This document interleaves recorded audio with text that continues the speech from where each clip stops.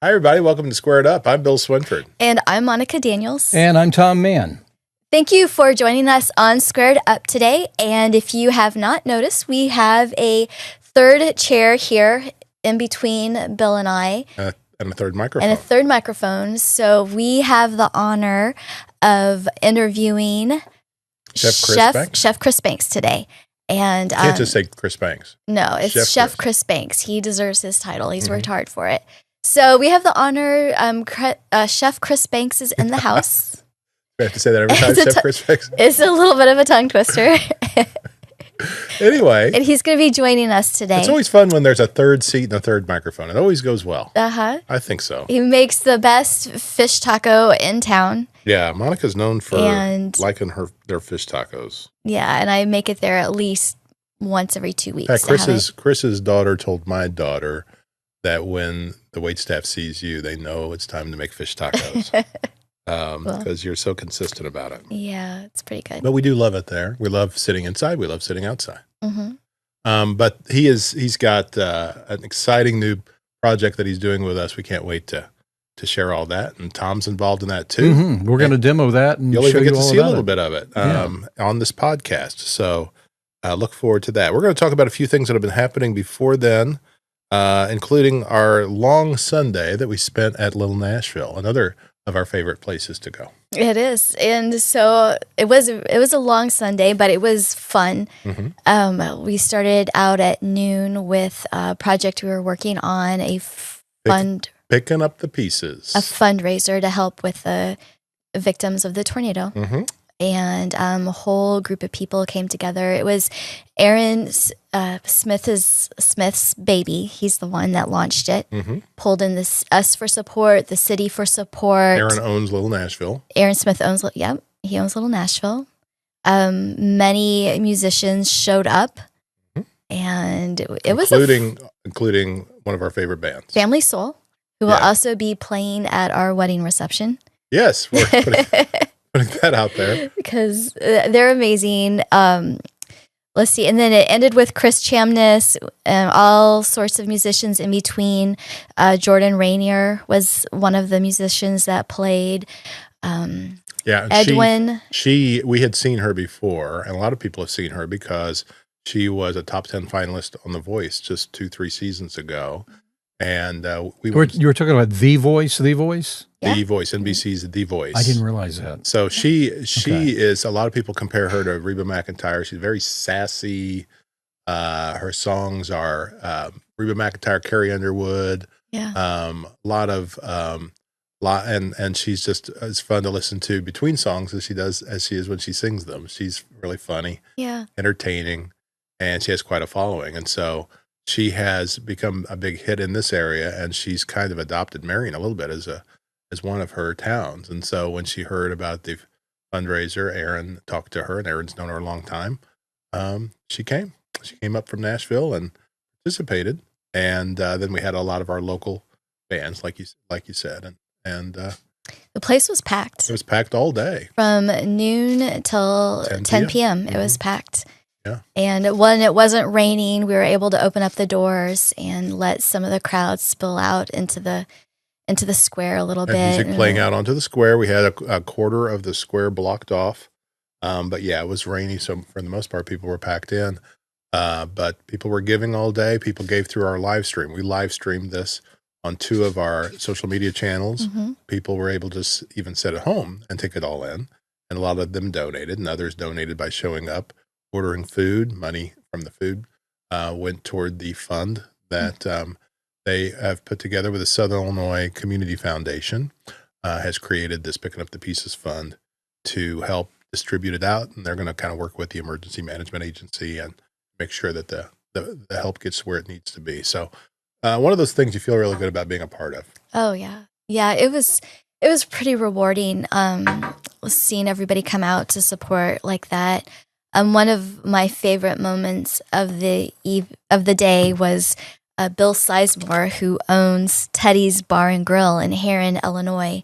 He made a visit with a check, and he gave $1,000. And I just love when the whole region pulls together like that and supporting each other.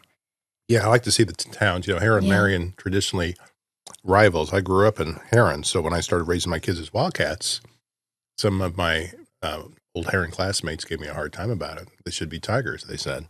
Yeah. But there's more than one of us that have done that, and sometimes it goes the other way, and yet those two towns I think have grown closer. Some of those old angry rivalries have kind of fallen away. Although when you get the two high schools on the basketball court or on the football field, they still go at it pretty hard, and As they should. as they should. Right. And Friendly competition is good. and of course, Yeah. with Bill and Teddy's,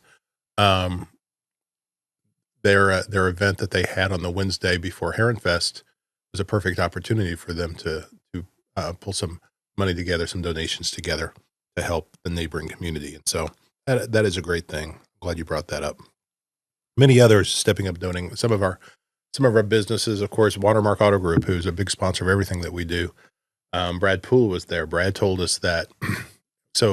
And Brad shared this story, so I'll go ahead and share this story. Mike Absher hasn't really been public with this because he feels so many other people had it so much harder. But Mike Absher, the mayor of Marion, also lives south of Marion, and out where he lives, he lost I don't know how many did he say, 80 trees or something, or maybe even more than that, and part of I think one of his buildings, and then his son has a home out there that was badly damaged. Despite all of that, and despite his own devastation in his own residential area there, he immediately got on the phone after it happened and called his business partner, because Mike is one of the owners of Watermark Auto Group, founder of Watermark, and got on the phone with Brad Poole and said, "Hey, what can we do to help others? What can we do as a company to help others?"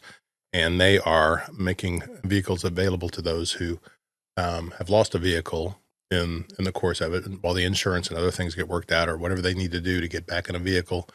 Right now, they're just making them available so that people have transportation. And I thought that's one of those examples of a really nice thing. Cam McCurdy, ProTech Communications, similar. He has found a way to make internet available to those who lost internet service during the storm, and other things. He is people helping each other to kind of pull together. Communication so key. So obviously, internet is key. And being able to communicate with each other and sell service and all these things. Yeah, there was one company that pulled together $700 of gift cards to restaurants so that people. United Medical Response, the ambulance service, did that, so people can eat while they're out of home. And they handed us an envelope of $700 worth of gift cards to give out to folks, and so, like I say, so many others gave large cash donations. A few of the banks, Farmer State Bank gave a very large donation. Several others, and if we start trying to name them all, we won't remember them all. But thank you for whatever you did to participate, and thank you, even if you just came and lent your support. Thank you to all those who've been out with chainsaws or picking up loose personal items that have been all over South Marion, and even as far as Harrisburg and other places. People have been finding family photos and things like that, and getting them back to their owners. Facebook is great for that, by the way. I've seen so many posts of people saying, "Hey, does anybody know who's in this photo? I found this in my yard." And you hear it time and time again that these personal items are getting back to people.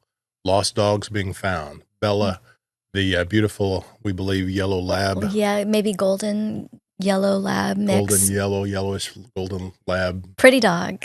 Sweet dog. Glad she was found. Missing for several days, and had a lot of people looking for her, and you began to assume the worst had happened because there were some animals, some pets that were lost, but she was returned home, and she came to Little Nashville on Sunday night, and her family, the Reagan family, Brad and Jeannie, wanted to thank everybody for their help. Just so many great stories, very inspiring, very encouraging. And glad to see that, once again, in this area, when things go wrong, people pull together. Mm-hmm. And, of course, as we've done a few times now, another shout-out to our Aaron Price, who was in the middle of the storm when it happened, did such a good job communicating what was happening, and has done such a good job communicating the stories for our group afterwards, and we've had a few people on vacation on our team and other things, and all those of us that are left have been working double time to make things happen, and I'm just proud of everybody for doing that. So that was our Picking Up the Pieces promotion or telethon that we did. And then we should mention that did you mention nearly $50,000 raised? Yeah. I didn't say it. No, I think there was 45,000. It's reached up to close to 50,000 by the time they add in all the food proceeds and other things. Monday we had our Memorial Day observances. You and I went to the Doughboy and Heron. Yeah, that was really, really well done. They have it every year at Marion, and it was the nicest memorial service I've ever been to. It was nice, and Marion's memorial service is always very nice too. At Rose Hill Cemetery, they have a veterans memorial there. At Marion's, you can go and see Marion's mayor play taps. Oh, okay. Mike is a trumpeter, and he's been playing taps at these services since he was in high school. And Michael tell you, he'll say, hey, when I did this in high school, mostly it was just to get out of, having to be a class or something. That's my kind of guy. Yeah. Of course, I think what he's talking, because Memorial Day, you're out of school anyway, but what he's talking about is other opportunities that you have to play at graveside services and things for people. But he got very much in that loop, and he's played, just think how many times he played taps in his life. He played taps again at the Memorial Day service here. Well, we need to transition over to food, don't we? Are we there yet? We're getting there. Okay, we're almost there. I mean, I'm not waiting. This is our disclaimer. If you're listening audio-wise, Bill's been smacking on something the whole time, so if you haven't seen it. Hey, last time you're watching, she's eating. Yeah, listen, I stopped at Louis P&R just before coming here. And first of all, they have the best olives. And I've never been an olive guy. Are you an olive guy, Tom? Not really. I like certain things. It depends on if they're in something. That's how I like them. I'm not a eating olive guy. My wife is, though. Well, these are their garlic olives. And they have jalapeno olives. They have cheese something stuffed olives. Are those stuffed? I don't know. Do they have almonds in them? I mean, I don't know what makes them. I don't like makes them garlic. Is there garlic inside them? Yeah. Olives are so healthy. Mm-hmm. They're like one of the top superfoods that you can eat. They're so good for you. I really like them. Mm-hmm. They're really sour, but that's kind of what they're supposed to be. And big green olives. I think they're good for your kidneys too. Is that right? I think so. All right, let's just. I know olive oil is. Not, we'll say they are. Yeah, that's my thought. And then I balance all that out by getting a root beer. Not drinking a lot of soda these days, but these root beers they have, muddy root beers. I'm assuming it's called Muddy, and it's got a picture of Sasquatch. What I consider to be the big muddy monster. So I assume this is local too, but I don't even know. Do you know? I think they are. I've had them. They're somewhere in the region. Yeah, if they're called Big Muddy Monster, then they're definitely. Yeah. Big Muddy Brewing, Murfreesboro, Illinois. There Murfreesboro. Okay. Exactly what you would think. Okay. So good for them. This is really good too. Again, another sound effect. Yeah, there we go. I got it on my shirt. Yeah. And I never eat in front of anybody where I don't get something on my shirt. Again, you're right. All those eyeballs staring at you. Yeah. Makes you nervous and spill things. So the word's getting around that we're engaged since you flashed your ring the other time, the last podcast. We still are engaged, right? We're still engaged. Yes. Still happy. And we have set a date, although we're not going to probably say that yet. No, we'll wait. But it's coming. And we'll let you know. We'll let you know. Really, we're trying to make it so you can be there. Okay, you right there watching the podcast. We would love for you to come. So we're trying to make it possible by making sure the venue is big enough, making sure that we have a nice wedding for you to observe. So we will get you the date. We'll get you. They're looking at the ballpark, probably, or the ballpark. SIU. No, I don't think it'll be that. Okay. It's like I don't have to be that big, but I do think there are a lot of people that want to come. Yeah, we should have a lot of people. I mean, we got friends. Me too. Tom, you're a friend, Tom right? will be there. We'll be there. Chris, my wife and I. Chef Chris will be there. Yeah, Chris will be there. If Chris will come. Yeah. Okay. He's going to probably be busy churning up food for you. That's what. Yeah, that's what we're hoping for. But still, it's exciting, and it's kind of all we're really thinking about right now. So it's hard to think about other things. But we'll we'll shift gears. Any other food conversation you were wanting to have, Tom? No, I think the biggest thing was get to the food conversation we're going to have in just a moment. You're moving this along. I'm trying to move this thing along. We're just making Tom hungry. He's ready to. I'm hungry, but get then done. He's supper's waiting. So I want to give Chris more than 3 minutes. So that's what we're going to do here. Well, okay. So we're going to let Chris go ahead and work his way over here while Tom gives him a proper introduction. Well, here's the thing. We've spent a little bit of time out in the field and working on a particular pilot, and we had a great program coming up. So we want you to just get a little taste of it. So here's a little taste of Hometown Heat. Every hometown has its hidden heat, and we're here to turn it up. I'm Chef Chris Banks, head chef at the heart of Hometown Heat.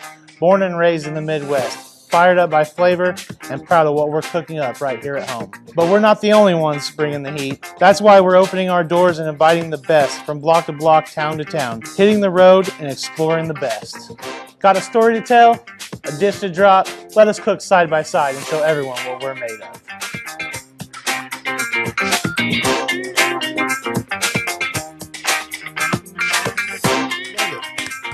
Awesome.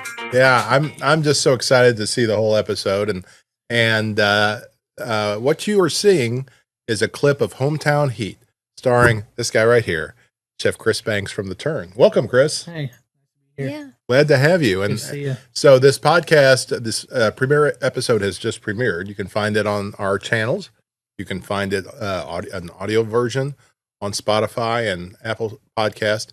But you definitely want to watch the video version of this. Oh, absolutely. Because there's just so much to see and to savor and to enjoy. Title of it, Hometown Heat. Tell us where that name came from. Hometown Heat. So growing up in Southern Illinois, just in the food industry and just falling in love with just food in general, and then the places, and then growing up through this and becoming a chef and opening up my own restaurant in a small town, and then being back in, the hometown, a little bit more home, and kind of in the same setting, but a little bit bigger. I've just always just been interested so much about this industry and how it works and how it affects different people and how it has affected me, and what you learn from it and why you continue doing it every day. So we kind of just got a little talk going and, came together and was like, I really like to showcase others and the ones that are out there doing it every day, that's been doing it for 20 plus years. And I mean, it doesn't have to be 20 plus years, but, been doing it for a while and keep coming, and why they're coming and to work every day, not just financially, but there's got to be some love, some passion, and, and what drives them. And, like I say, is like what brings the heat, for them. Yeah. So can you tell us about your story and your passion and what brought you to this place today? My story just kind of started in the kitchen at my house when I was little. Yeah.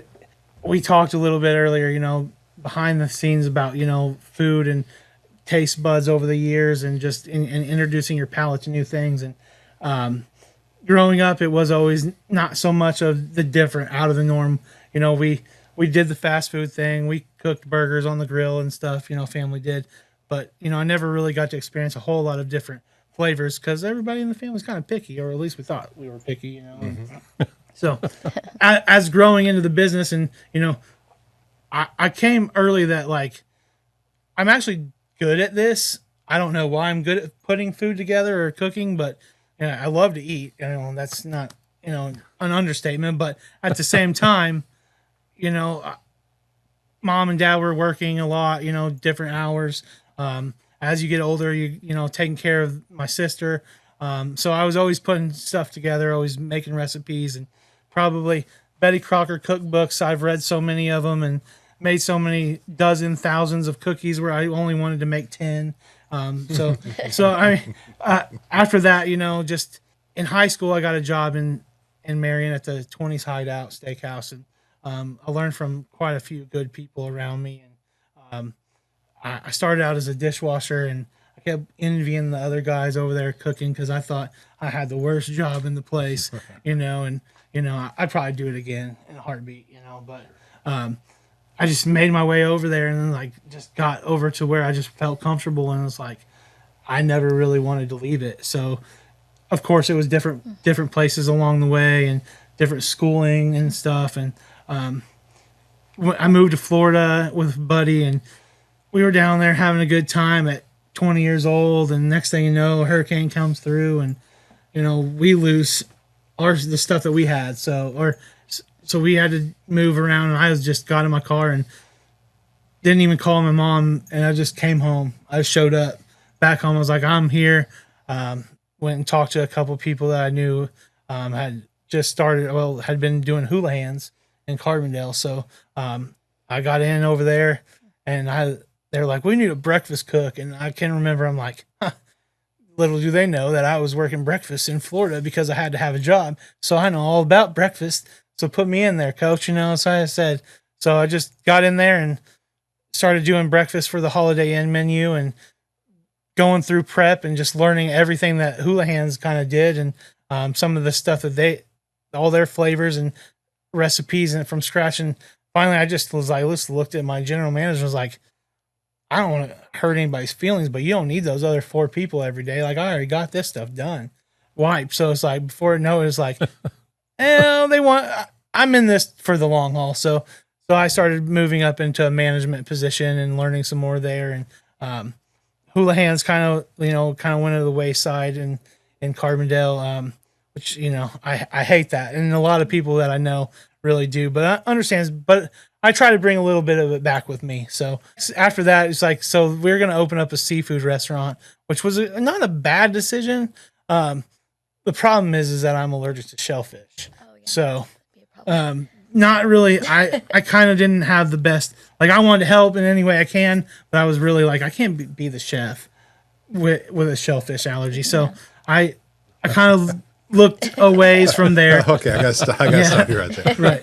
So when in there did you remember that you have a shellfish, or did you learn through the process? I learned over the courses of just years. So again, back in the beginning, my family didn't eat a lot of seafood. I wasn't exposed to a lot of that stuff. But you saw a need here for a good seafood restaurant. That's the reason you were going that direction. The problem was that and others around me that's the direction they wanted to go as far as that. Yeah.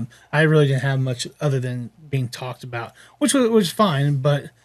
And like I said, it was trial and error for me. So I remember I used to go eat crab legs all the time at this Chinese restaurant. Mm-hmm. I don't know, in West Frankfort, I think. Mm-hmm. I took my daughter up there too, and like when she was little, we'd eat crab legs, and I just tore those things up. And it never really felt great afterwards, but not because I always thought I just ate too much because it's Chinese buffet, you know what I mean? I just thought I went crazy, so I just like that's how you're supposed to feel. Pretty it'll after a buffet, yeah. It's like as they say it'll buff, you know what I mean? Like food drunk. Yeah, there's food coma, something. I remember we had a corporate chef visit for Hula Hands, and we had to do a food review with our kitchen staff. But the management team, kitchen manager, assistant kitchen manager, GM, we all sat at the table while the kitchen prepared all the items, and we had to pass around, do the look at appearance to taste to everything. I immediately, as the shrimp came and passed, my lips started swelling up. I just did it because I was like, something's wrong.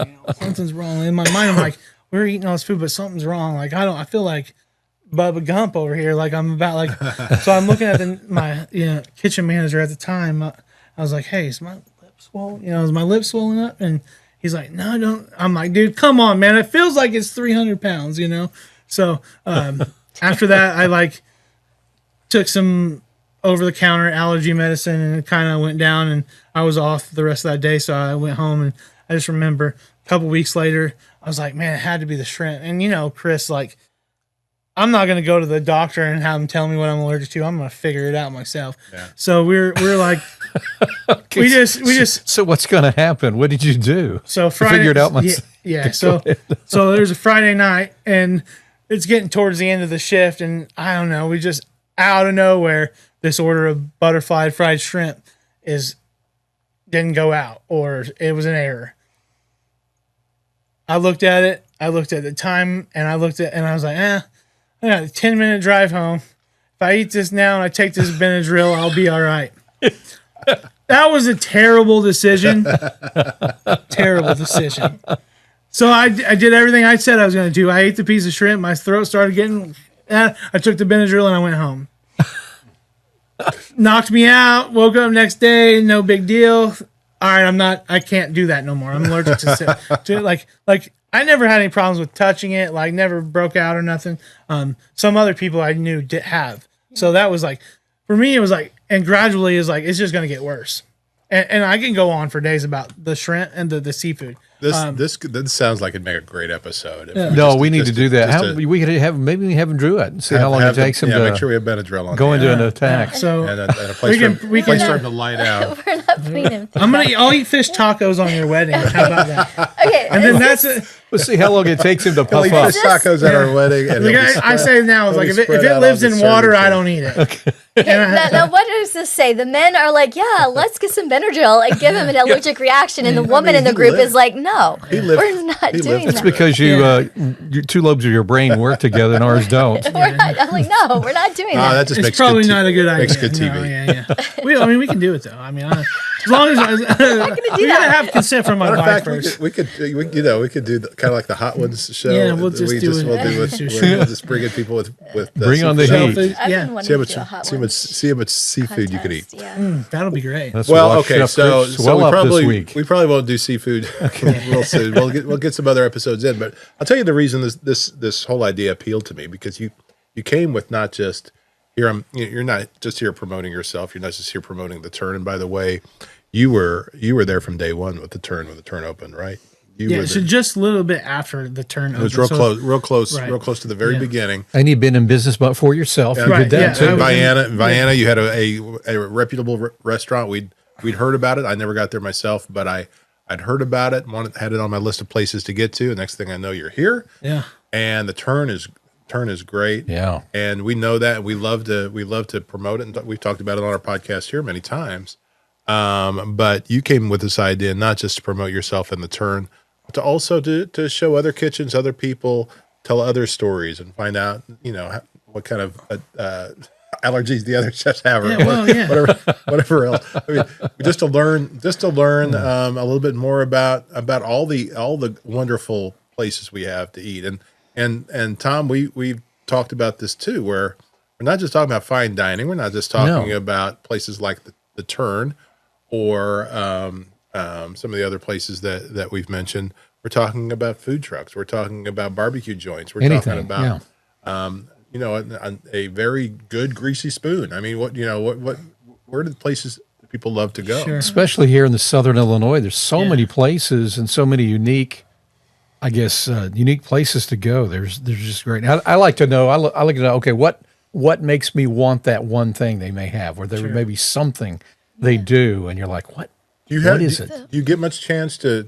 I mean, because y'all are working pretty much the same hours, so I assume you don't have a whole lot of chances to even spend much time with some of these other folks. And then that's part of it as well. And like, how can I incorporate that into my daily routine as well? Right. Because I don't get to, but I hear about a lot of them, and I don't want to be that person that's always just for myself, because I know it probably seems like that sometimes, but I'm really not, because I love this industry so much. But what makes it work? And sometimes I hear some stories about some places not making it, or now we're all short of staff. Like, it's just everybody. And how are you getting around it, and how are you adapting? Because adapting is 100% how this industry works. Yeah, and we all have opportunities, and that's, I mean, when I was talking about tornado recovery, the generosity of this area, it translates into this too, because you got people just kind of wanting to, they're willing to share their secrets, and here's how we do this, and learn from each other, and let's all make each other better. Yeah, we all make each other better. There's room for everybody, and let's all make each other better. And I appreciate that, and love that a lot. So we'll look forward to that part of it as well. So maybe we should explain that you're going to go out, Chris. You're going to go out. You're going to go to different places, interview different people. And we're hoping that you're listening to this and watching it, and follow our show, and be like, hey, we want to be with you, or we want you to come down and see. So that's what I'm going to do, is I'm going to travel to your place and talk to you about your place, and hopefully get in your kitchen and see what you got. And if I can get in there with you, that's perfectly fine. If you don't want me in there, that's okay too. But we want to learn about, and your time, and there's places out there that have been around from my grandparents, early days, that may not have the same owners but have passed down, that are still doing it. And the towns are they've came around them or they wouldn't be there. So what is the reason for that? There's got to be a reason. And I can think of, a dozen places off the top of my head. I'm not going to name them all, but I hope that I hope to visit, that I hope as soon as we talk to them, they're immediately like, oh, this is exactly, what we want to do. See, my wife has a tendency we'll go hunting for chicken and dumplings somewhere around here, because that's, I don't know, since I moved here, that's like a big deal. Yeah. That's like a hometown kind of cooking thing, and it's not that big of a deal, but there are places around here that have their own unique chicken and dumplings. Yeah, so Giant City Lodge. There's another yeah. place to get to. Right. I hadn't even thought about Giant City Lodge. Just different, all these places, and we go to, and even though they may be simple menus or they may not big deals, but there's something about it that appeals to everybody, and it's all part of our community. So let's go ahead and put this out there. So what we're looking for other restaurant owners. If you're a restaurant owner, or if you work for one, or if you're friends or family with one, have them check out Chris's new podcast and watch this first episode. You'll get a feel for what this will look like if we came into your space and shot it. One of the best things about it, and if you haven't seen Chris's first episode yet, check it out, because you get to go into the kitchen. It's the part of food shows that I love the most. When you go in and you see the dance that happens behind the stove, behind the counter, you see all the different people and the pieces working together. There's something of an assembly line and something of a chaotic kids at recess kind of thing going on. Controlled chaos. Organized chaos. It wasn't always controlled or organized chaos either. Sometimes it's just chaos, and you gotta swim and work yourself. But you're not that often bumping into each other and landing on the stove or anything. No, there's Not yet. You can tell you could tell that not just Chris, but there are other seasoned professionals in there working together, used to working together and jumping in. Tom went. The night before we sat down with Tom went a few days before. Went to an event that Chris was catering, and so he was in the kitchen with him. Was that prom night? What was it? It was something. It was prom, so we had quite a few prom. And then you had kind of a spillover from the turn, wasn't it? It was about 150 person party or something. That was all going on at the same time. Yeah. It was interesting to me watching it go so fast. Yeah. Because I think I was there about an hour and a half. I'm like, okay, I pretty much got what I need, because there was so much going on. Oh, yeah. And it was busy, but I was amazed. And also just how your staff, how well they were doing things. And I know you probably look at a real critical eye looking at everything, but because that's your job. I think that you're going to get, really, and that's something to know. Like, don't be shied off by what's going to go on around because you're working. And we know this. Like, yeah, I understand there's going to be some cosmetic things that people are going to be like, well, I don't want this. You know what? It's going to be all right. I mean, people, like, I could look at it and say, well, this, that, and the other. But at the same time, I look at it, I was like, that's real. I remember being in it. I remember, like being in there trying to direct it, the chaos, as we say, the party. And also, be aware that we have someone in the kitchen videoing us right now, and you never know. And everybody seemed to be involved. So I can't wait to watch the whole. Yeah, and our crew, they're great people, Tom included. They're very respectful. They will do their best not to get in the way, and at the same time, they will do their best to put your best foot forward for you. We want everybody to do well, as I've said. So contact us. You can follow the Hometown Heat already on the Hometown Heat podcast on Facebook. Go ahead, and that Facebook page just went up. Find the Hometown Heat podcast, search for that, and start following. And Swinford Media Group is the same place where you probably find this podcast. You'll find his when it comes out. We're thinking a monthly basis. We don't have a timeline on the second episode yet because we're not even sure where we're going yet. But we want to hear from you, and we want to see where you'd like us to come. Even if you're just a connoisseur and you love to eat, send us some ideas. Message us through the Hometown Heat podcast. follow it and message us, and bring your ideas to us, and we'll gladly pursue that.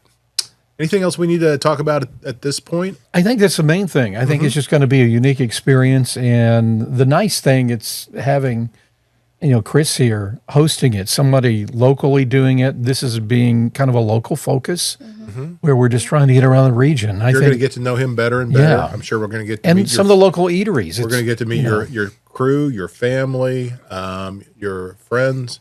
We'll follow Chris out on the golf course sometime. He plays some golf. We'll do all these. We'll come back and do some have to do some special golf course stuff. We'll follow him to all of these restaurants. We'll get Monica involved, and I get her in the middle of it. She'll get to try some of these. Yeah, some of these. Chris, Bill is moving toward this thing that every once in a while he wants to have a kind of a coming home episode at the turn. Sure. And he wants to be fed when you do that. He wants absolutely. I think. Test I mean, taste I and think stuff. we're all here for the food for sure. That's right. That's one thing that can bring everyone together, right? Yeah, definitely. It's going to be good. I think it's going to be great. An important part of culture. It's an important part of family and community and coming together. And and everybody's doing a great job of. I mean, I think the marketing for our businesses and our industry has gotten so much better over the last 10 years, even the last decade, since I opened my own restaurant to now to being at the turn. Which, but this is just something more that we can give back to those places that have been doing it day to day, and like I said, bringing the heat. Bringing the heat. That's his thing. You'll hear him say it. Say it again, Chris. Bring the heat. Bring the heat. He wants you to bring the heat. He wants you to bring us ideas, and we're going to bring hometown heat to you. Yeah. And we'll keep bringing you episodes as we go. Thanks to Tom Mann for all of his work that he's doing on this. He's orchestrated this thing through from the beginning. Ross Swinford has been in there helping providing a lot of extra pieces to it. Abby Cullum is great. Be sure all the nose hairs are in place. That's what Abby does. One of the producers of it. Keeping us looking good. Abby started as a producer of this show, but Abby's studying hospitality in college. So this is right up her alley. She's loving this. You'll see a lot of promotional stills and things that we use for this podcast that Abby shoots. She's got the eye for all of it, and so we really love how this first episode looks. Go find it. Matter of fact, I think we'll probably have a link to that episode in the description of this podcast. So if you found this podcast, then you should be able to find Hometown Heat. Chris, thanks. Yeah, thank you. Yeah, I think we'll go ahead and wrap it up. Monica, you got anything else you want to talk about? I think we just ended Heron Festa. Yeah. And this will come out probably a week after it was another good Heron Festa. It was another good Heron Festa. Good weather for the most part. So it was great weather, great turnout, great party. We didn't talk about how we're a little orange today. We'll bring that up next time. But you said there's something like carrot tans. Yeah, but that's not why we are. I don't know why. I think it's just the monitor. Chris looks less orange than us. Why does the guest get better lighting than we do? Not as many carrots, I guess. Not as many carrots. So there's a new TikTok fad. Yeah. About a carrot tan. Apparently, if you consume lots and lots of carrots, it turns you this orangish brown tan color. But I haven't been doing it. But no, it doesn't sound like the way to go. It doesn't work for the Easter Bunny, though. Huh? No, apparently not. That's true. That's a good point. That's a very good point. point. Never seen an orange rabbit. That makes no sense. I've got a little bunny living in my house right now. I gave him a head of cabbage that I bought the other day by accident. I thought I was buying a head of lettuce. I bought a head of cabbage, and he's just this bunny. This is on my sidewalk every day when I come home. Oh, yeah. Not nervous at all about me. He not scared at all. And so I brought him out a head of cabbage to go after. Now he's going to be a big bunny. Oh, there you go. Oh, wow. A well-fed bunny. A gassy bunny. At least he stays outside. You got to update us on this one, the Gassy Bunny story. That'll be next. Stay tuned for that. Yeah, we'll come back. We'll give you updates on the bunny. And but seriously, go find Hometown Heat. Come back next week for another Squared Up. Check out the Marion Star, Heron Independent, Carterville Courier, and all of our productions and publications. Don't forget to watch Carrie Martin on Coaches at Crown Brew Getting Coffee. Thanks again to Watermark Auto Group and all of our sponsors who make this possible. And we'll see you next time for Chef Chris Banks. I'm Bill Swinford. I'm Monica Daniels. And I'm Tom Mann. Bye, everybody. Bye.